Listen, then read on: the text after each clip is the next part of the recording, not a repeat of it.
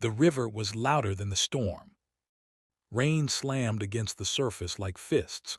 The current twisted violently, dark and unforgiving. And somewhere in that chaos, a small hand disappeared beneath the water. A man screamed, "Yamaiawai!" But he was too far, too late, and no one else was coming, except someone who wasn't supposed to matter. From under the bridge, a shadow moved. A boy, thin, soaked, forgotten by the world. He didn't hesitate, didn't think, didn't weigh the risk. He just ran and jumped. The cold swallowed him whole. The river didn't care who he was. It didn't care that he hadn't eaten that day, that he hadn't slept properly in weeks, that no one would even notice if he disappeared. It pulled him under anyway. And in that moment, no one knew if two lives were about to be lost, or if one broken boy was about to change everything. He had no idea that this single decision would give him something he never thought he'd have again. A family. If stories like this move you, take a second to subscribe. I spent a lot of time bringing this story to life for you, and you won't want to miss what happens next. Marcus hadn't always lived under a bridge. There was a time, faint now, almost like a dream, when he had a room, a bed, a place where someone called his name with care. But that life ended when he was 13. His mother had always been tired, not just physically but deep down, the kind of tired that no sleep could fix. She tried in her own way, but when she met someone new, everything changed. At first, Marcus thought things might get better. They didn't. The man she brought into their lives didn't like him, didn't try to hide it either. Every small mistake became a problem. Every word Marcus spoke felt like it annoyed him. And slowly, his mother stopped defending him, stopped noticing, stopped choosing him. By 15, Marcus understood something most kids should never have to learn. He wasn't wanted. The night he got kicked out, it didn't even feel dramatic. No shouting, no begging, just a bag thrown at him, and a door closing. That was it. No one came after him. No one called. And just like that, he became invisible. At first he tried staying with friends, but people have limits. Parents ask questions, space runs out. Eventually, doors closed again. So he adapted. He learned which places stayed warm at night, which shops threw out food late, which streets to avoid, which people to never look in the eye. The bridge by the river became his spot.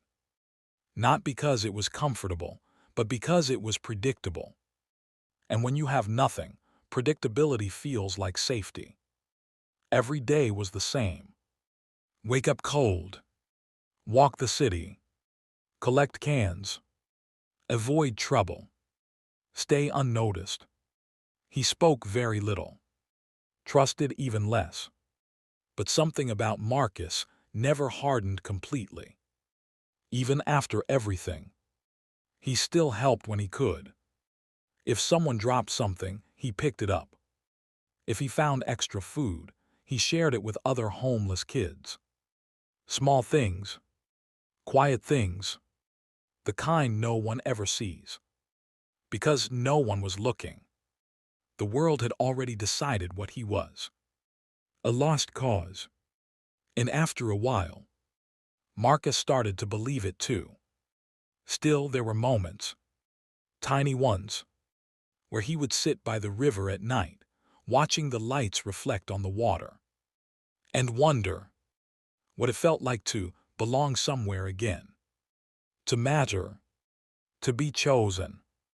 But those thoughts never lasted long, because reality always came back. Cold, hungry, alone. And every morning he woke up under that bridge, reminding himself of one simple truth. No one was coming for him. No one ever did. Have you ever gone through something like this, or known someone who has? Let me know in the comments. That evening started like any other. Cold air, gray sky, the kind of weather that made people rush home without looking around. Marcus had already settled under the bridge early. He could feel the storm coming.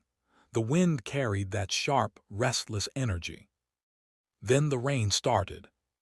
At first soft, then harder, then relentless. Water began to rise along the edges of the river. The current grew stronger, louder, angry. Marcus pulled his jacket tighter around himself. He was used to storms, used to waiting them out. But then, he heard something, a sound that didn't belong.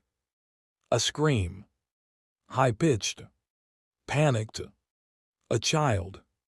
Marcus froze. For a second, he thought he imagined it. Then it came again. Help, please. His heart started racing. He stepped out from under the bridge, rain hitting his face like needles. And that's when he saw them. A man on the riverbank slipping, falling, reaching desperately toward the water. And just beyond him, a small figure, struggling, being pulled away. A little girl, her pink jacket flashing between waves. Gone, then back again.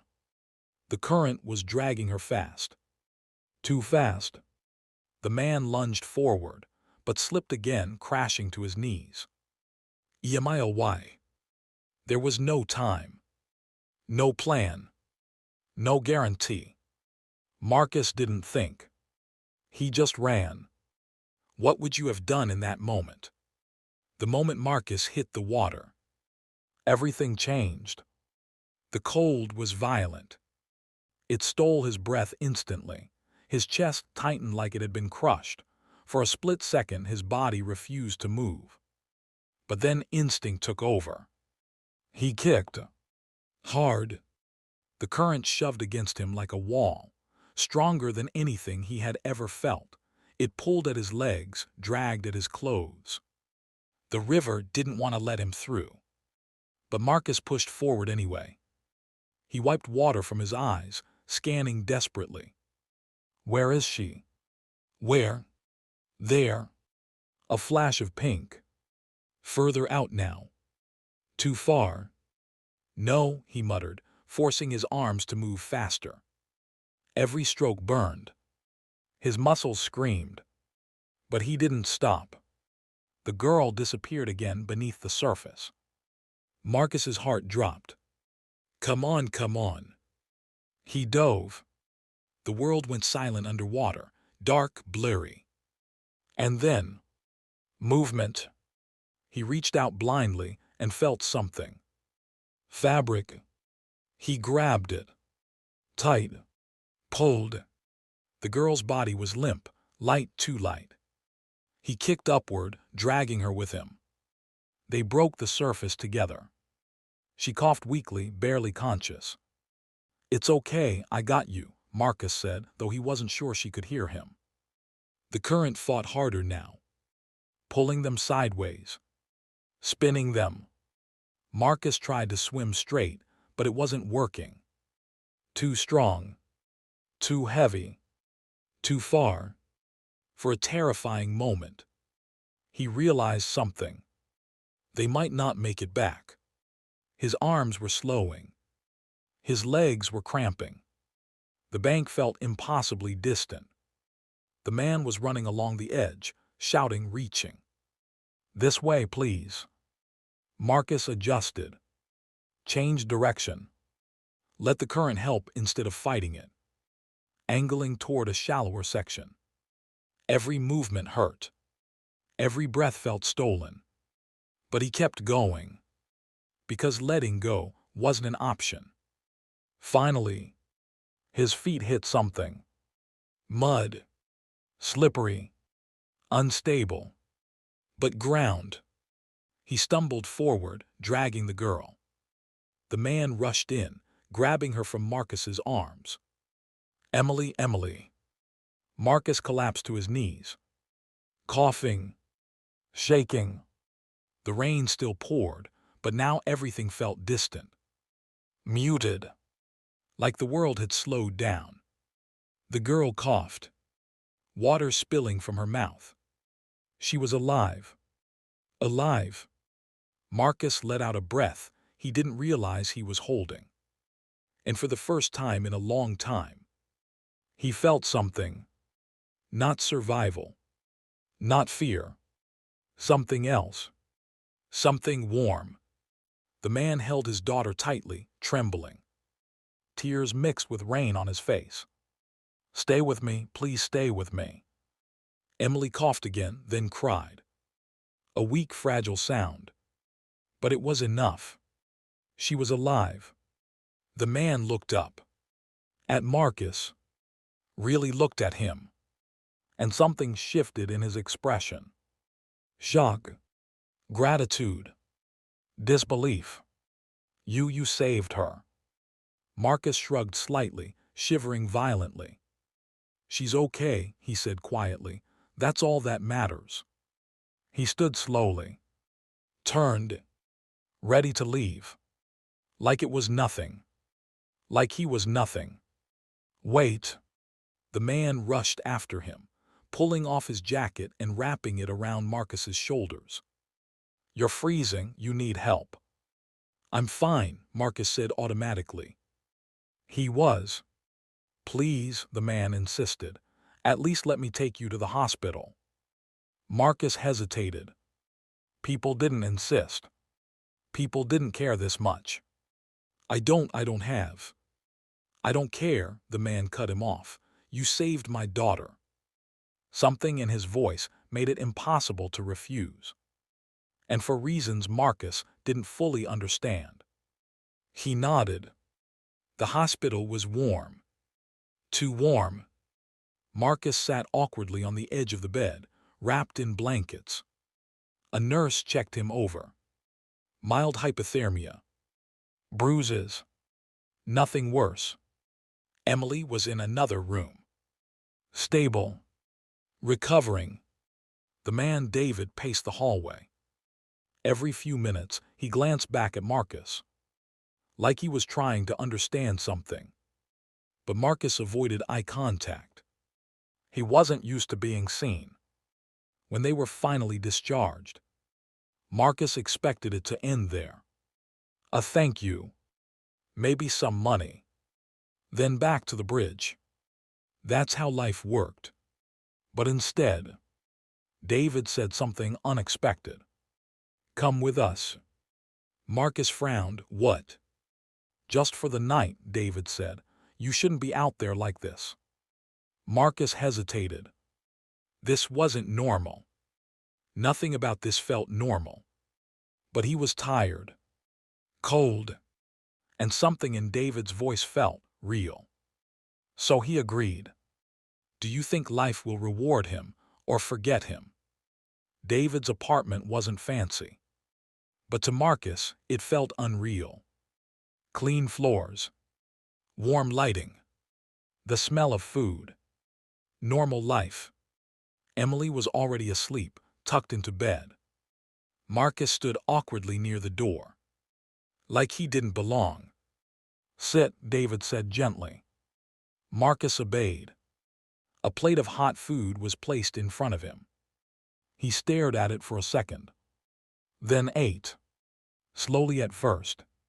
Then faster. David watched quietly. Not judging. Not rushing him. Afterward, Marcus sat in silence. Waiting. For the moment it would end. For the okay time to go. But it never came. Instead, David showed him a room. A small one. But it had a bed. Clean sheets. A door. "You can stay here tonight," David said. Marcus swallowed. "Why?" David paused. Then said quietly, "Because someone should have done this for you a long time ago." Marcus didn't respond. He didn't know how to. But that night, for the first time in years, he slept without fear. And he didn't know it yet. But this was only the beginning.